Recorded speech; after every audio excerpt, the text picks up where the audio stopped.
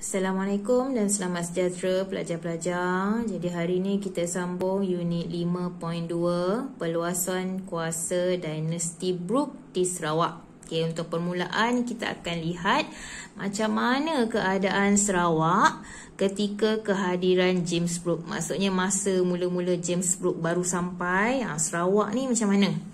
Okey, di Sarawak, kawasan Sungai Sarawak merupakan kawasan ekonomi yang penting. Okey, recall balik kawasan Sungai Sarawak tu adalah kawasan di sekitar Kuching. Dekat bawah ni, kat bawah tu kawasan Sungai Sarawak. Kita dah belajar 5.1 sebelum ni, unit 5.1 kawasan Sungai Sarawak ni diperintah ataupun ditadbir oleh pembesar yang diberi gelaran Datu. Ada sistem kedatuan kat situ. Okay, and then Sultan Brunei menghantar Pangeran Indra Mahkota ke kawasan ini sebagai pembesar Brunei untuk menguasai ekonomi. Jadi recall balik sebelum ni 5.1 kita dah lihat kawasan negeri Sarawak ini sememangnya menerima pengaruh daripada Kesultanan Brunei. Okay, dia berbeza dengan Sabah. Sabah ni pengaruh dia terbahagi kepada dua. Barat terpengaruh dengan Kesultanan Brunei, tetapi di bahagian Sabah Timur terpengaruh dengan Kesultanan Sulu. Tapi di negeri Sarawak, hampir keseluruhan ke negeri Sarawak adalah dipengaruhi di bawah Kesultanan Brunei.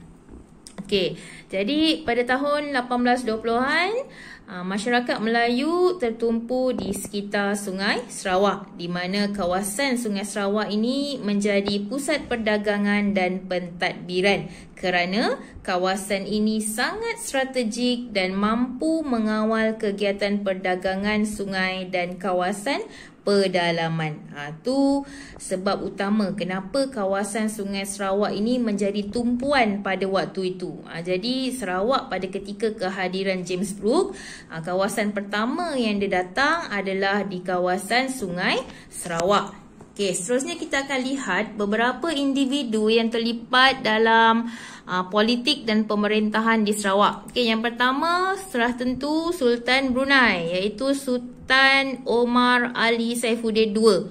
Dia ialah Sultan Brunei yang mentadbir wilayah Sarawak pada tahun 1827. Jadi dia telah mengarahkan Pangeran Indra Mahkota untuk mendirikan pusat pentadbiran di Kuching, maksudnya di kawasan sekitar Sungai Sarawak.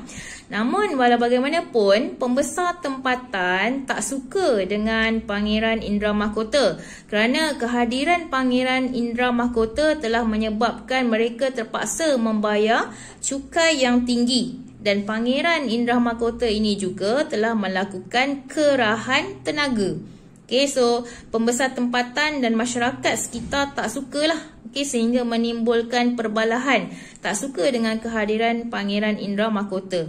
Jadi penentangan ini dipimpin oleh Datu Patinggi Ali. Recall balik gelaran Datu ni adalah pembesar yang memerintah di kawasan sekitar Sungai Sarawak. Itu unit 5.1. Kita recall balik sambil-sambil kita belajar. Seterusnya individu yang kedua ialah Pangeran Raja Muda Hashim. Yang ini ialah bapa saudara kepada Sultan Brunei. Dan dia dihantar untuk menyelesaikan masalah di Sarawak selepas Sultan Brunei tahu Pangeran Indra Mahkota ni, yang tadi ni Pangeran Indra Mahkota ni ramai yang tak suka. Jadi diarahkan Pangeran Raja Muda Hashim ni datang. Dia kata, pergi tolong Pangeran Indra Mahkota ni. Apa masalah yang dia dah buat? Kenapa menimbulkan perbalahan di kalangan masyarakat dan pembesar tempatan? Jadi Pangeran Raja Muda Hashim ni pun datang ke Kuching pada waktu tu untuk menyelesaikan masalah. Berusaha memujuk Datu Patinggi Ali ni tadi, penentangan yang dipimpin oleh Datu Patinggi Ali ni. Dia cuba nak pujuk tetapi gagal. Lalu beliau telah meminta bantuan James Brooke. Jadi individu yang ketiga kita tengok James Brooke lah.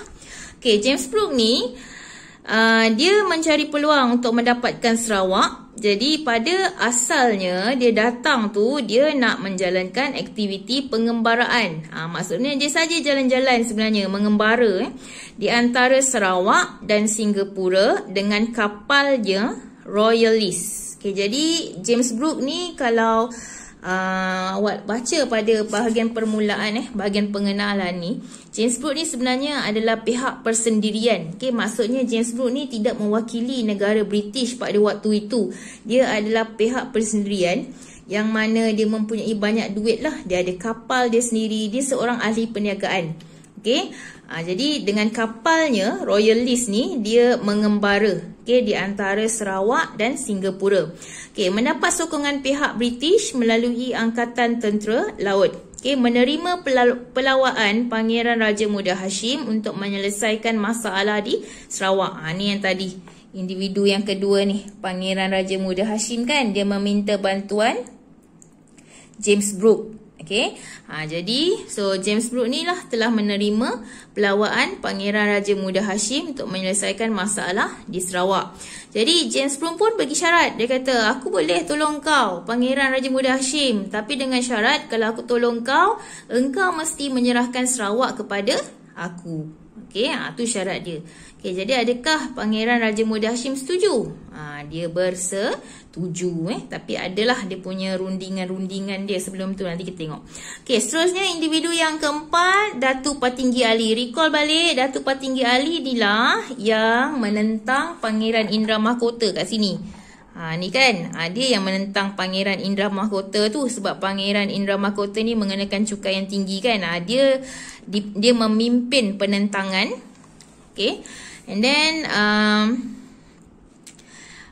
menentang tindakan-tindakan Wakil Sultan Brunei yang menjejaskan kehidupan masyarakat tempatan, bersetuju berunding dengan James Brooke dan menamatkan penentangan terhadap Brunei. Itu 4 individu yang terlibat dalam pemerintahan di Sarawak. And then seterusnya kita akan lihat macam mana James Brooke berusaha mendapatkan kuasa pemerintahan. Macam mana cara ataupun strategi yang digunakan oleh James Brooke untuk dapatkan Sarawak. Strategi yang digunakan oleh James Brooke untuk mendapatkan Sarawak. Strategi yang pertama adalah secara rundingan. Rundingan ni maksudnya perbincangan. James Brooke gunakan kaedah rundingan ataupun strategi rundingan apabila berunding dengan Pangeran Raja Muda Hashim. Bila Raja Muda Hashim minta James Brooke untuk selesaikan masalah di Sarawak. Jadi cara yang pertama dia lakukan rundingan. Dalam rundingan inilah Pangeran Raja Muda Hashim menawarkan Sarawak kepada James Brooke. Dan tawaran ini dilakukan sebanyak 2 kali sebelum James Brooke menerimanya. Ini orang kata offer ni diberi sendiri oleh Pangeran Raja Muda Hashim. Semata-mata untuk menyelesaikan pertelingkahan, dia sanggup serahkan Sarawak kepada James Brooke. Strategi yang kedua adalah strategi ugutan. Yang mana strategi ini dilakukan oleh pihak James Brooke. Sebanyak 2 kali. Kali pertama dia lakukan terhadap Pangeran Raja Muda Hashim. Yang cuba berdolak dalik dan tidak bersetuju dengan rundingan yang dilakukan sebelumnya, iaitu menyerahkan Sarawak kepadanya. Tadi kat sini kita tengok kat sini 2 kali Pangeran Raja Muda Hashim ni menawarkan Sarawak pada James Brooke. Tapi bila James dah setuju, dia cuba berdolak dalik. Apa maksud berdolak dalik ni? Berdolak dalik ni kita boleh kata macam bagi alasan lah, macam-macam alasan. Mula nak bagi, lepas tu tak nak bagi, lepas tu macam-macam alasan, mungkin cuba berlengah-lengahkan dan sebagainya. Tu berdolak dalik. Bagi mengatasi hal ini, James Brooke mengugut Pangeran Raja Muda Hashim dengan bersedia menyerang kedudukan Pangeran Raja Muda Hashim di Kuching. Jadi bila dah kena ugut, barulah Pangeran Raja Muda Hashim ni setuju untuk menyerahkan Sarawak kepada James Brooke. Itu ugutan yang pertama. Kali pertama James Brooke mengugut. Kali kedua pula ugutan yang dilakukan oleh James Brooke adalah secara tidak langsung. Maksudnya dia tak secara terus terang, dia secara tersirat. Okey, contohnya apa dia buat? Okey, James Brooke telah berjumpa dengan pemerintah Brunei, iaitu Sultan Brunei lah, Sultan Omar Ali Saifuddin. Okey, sambil diiringi oleh Angkatan Tentera Laut British. Okey, kehadiran James Brooke untuk mengesahkan penyerahan Sarawak seperti yang dilakukan oleh Pangeran Raja Muda Hashim. Jadi James Brooke bila dia datang berjumpa dengan Sultan Brunei, iaitu Sultan Omar Ali Saifuddin, dia bawa Angkatan Tentera Laut British. Ramai-ramai datang jumpa Sultan. Jadi awak kalau sebagai Sultan, apa perasaan awak? Awak mesti rasa gentar, rasa takut kan, ni kenapa pula lah tiba-tiba James Brooke datang jumpa dengan tentera laut sebagai, dengan senjata semua, dia datang jumpa. Kenapalah? Kan mesti rasa takut. Jadi perasaan itu menyebabkan, tindakan James Brooke itu menyebabkan Sultan Brunei akhirnya bersetuju, di mana dia mengesahkan bahawa Sarawak telah diserahkan kepada James Brooke. Okey, kenapa James Brooke ni nak juga jumpa Sultan Brunei? Padahal Pangeran Raja Muda Hashim tu dah kata dia kata dia bagi Sarawak kepada James Brooke. Tapi sebagai untuk pengesahan di mana Pangeran Raja Muda Hashim ni dia bukan sultan. Jadi bukan kuasa tertinggi lah, bukan kuasa tertinggi yang menguasai Sarawak pada waktu tu. Jadi dia nak orang yang betul-betul paling berkuasa, sultan lah. Sebab tu dia direct terus jumpa sultan. Ni orang suruhan kau, pembesar kau kata dia dah serahkan Sarawak kepada aku. Dia dah serahkan kawasan Sarawak pada aku. Okay, jadi aku nak pengesahan daripada engkau sebagai seorang sultan. Kawasan ini telah menjadi milik aku. Jadi bila dia datang tu sambil bawa dengan Angkatan Tentera Laut British dia, Sultan pun bersetuju. Jadi ugutan ini dilakukan secara tak langsung. Sebab dia tak ada pun cakap dia nak serang ke apa, dia tak ada cakap. Dia just nak confirmation je. Dia nak pastikan sahaja, untuk mengesahkan sahaja. Tapi sambil-sambil dia datang tu, dia diiringi oleh Angkatan Tentera Laut British. Dia sebenarnya dalam tujuan tersirat dia tu, dia nak tunjukkan pada Sultan Brunei bahawa dia serius lah. Dia datang bukan main-main. Nak menunjukkan kuasa pun ya, nak menunjukkan kekuatan pun ya. Okey, tu strategi yang kedua.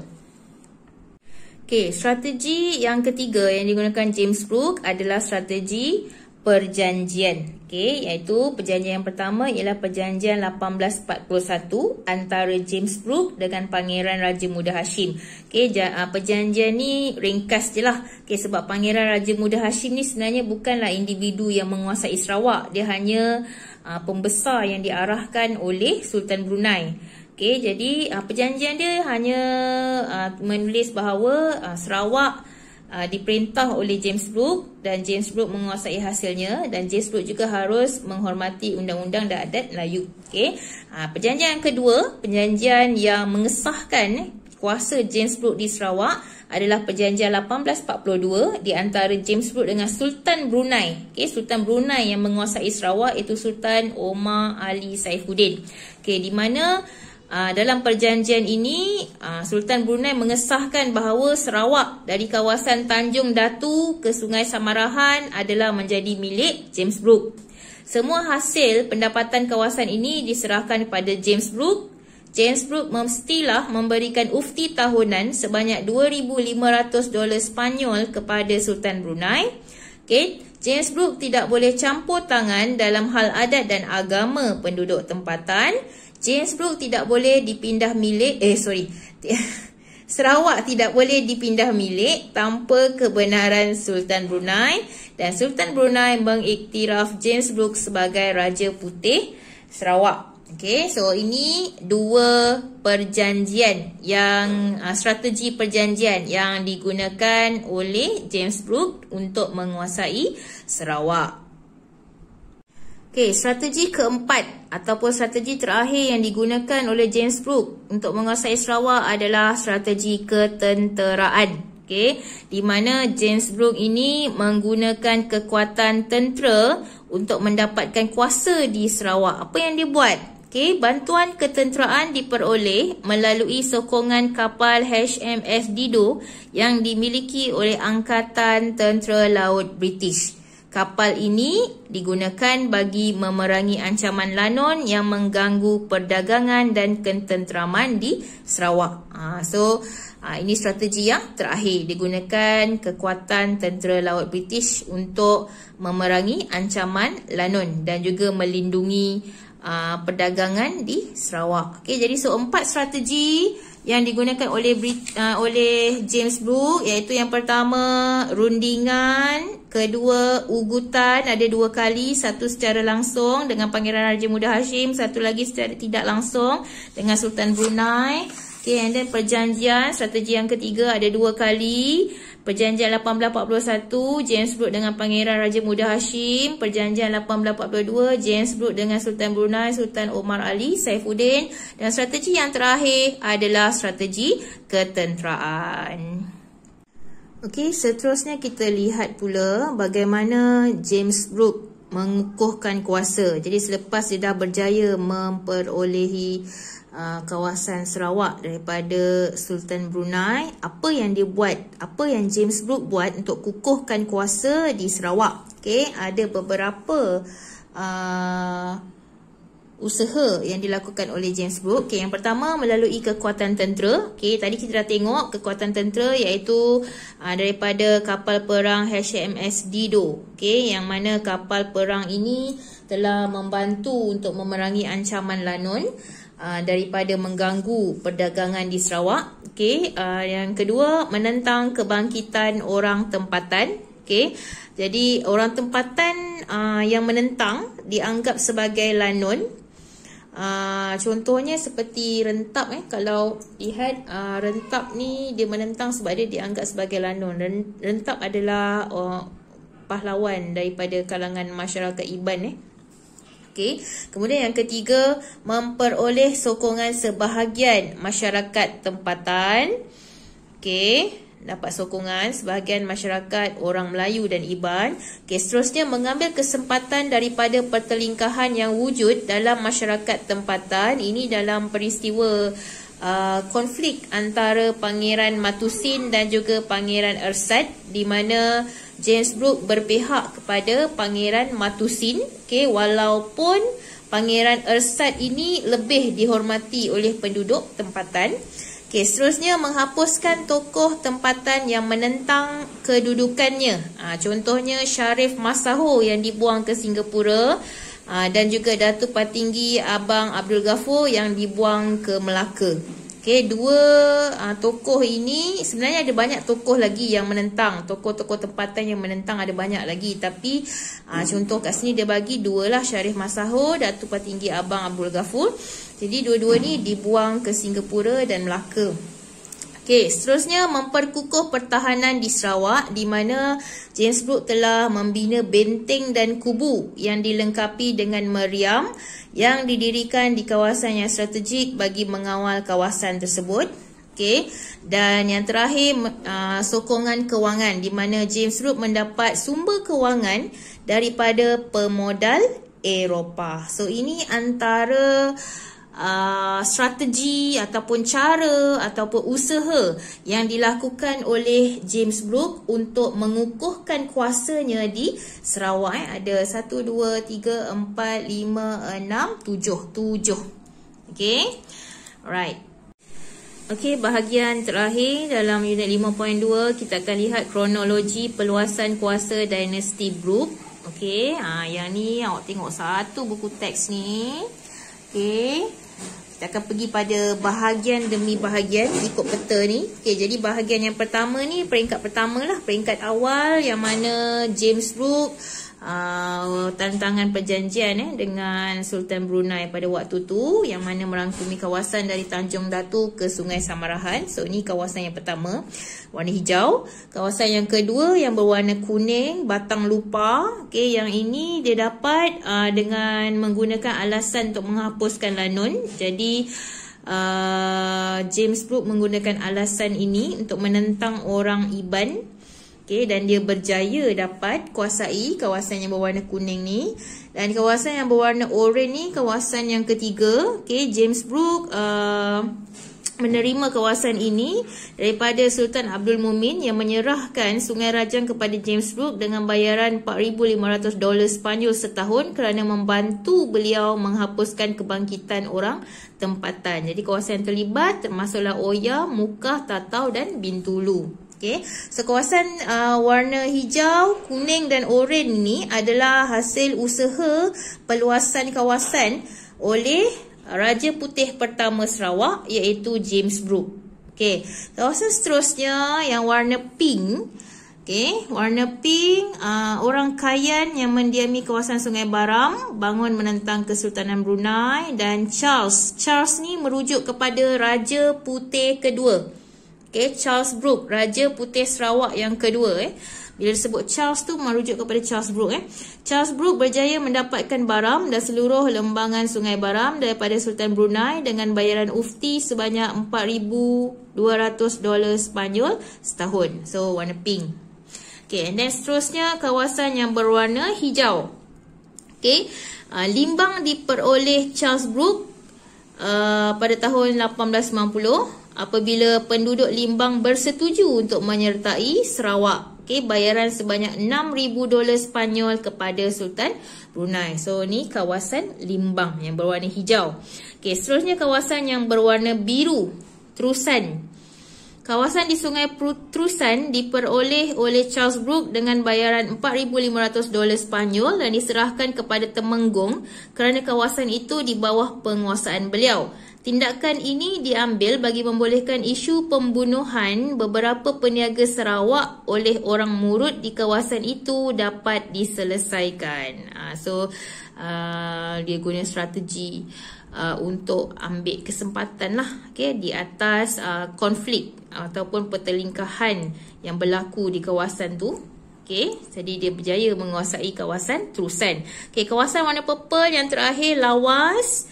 Kerajaan Sarawak memperoleh hak terhadap Lawas yang sebelum itu dimiliki oleh SBUB. SBUB ni Syarikat Borneo Utara British. SBUB ni adalah syarikat yang menguasai kawasan Sabah sebenarnya. Tapi sehingga ke hari ini, kawasan itu telah dianggap sebahagian daripada negeri Sarawak. Kalau awak tanya saya, Raja Sarawak ni ada 3. James Brooke, Raja Putih Sarawak pertama. Ni Raja Putih kedua, Charles Brooke. Dan Raja Putih yang ketiga ni, Charles Vyner Brooke. Tapi Charles Vyner Brooke ni tidak membantu dalam meluaskan kawasan jajahan Sarawak. Cuma dia meneruskan pemerintahan keluarga Brooke di Sarawak sahaja. So itu kronologi ringkas macam mana peluasan kuasa dinasti Brooke. Inilah ahli-ahli keluarga dia. James Brooke, Charles Vyner Brooke. Itu sahaja.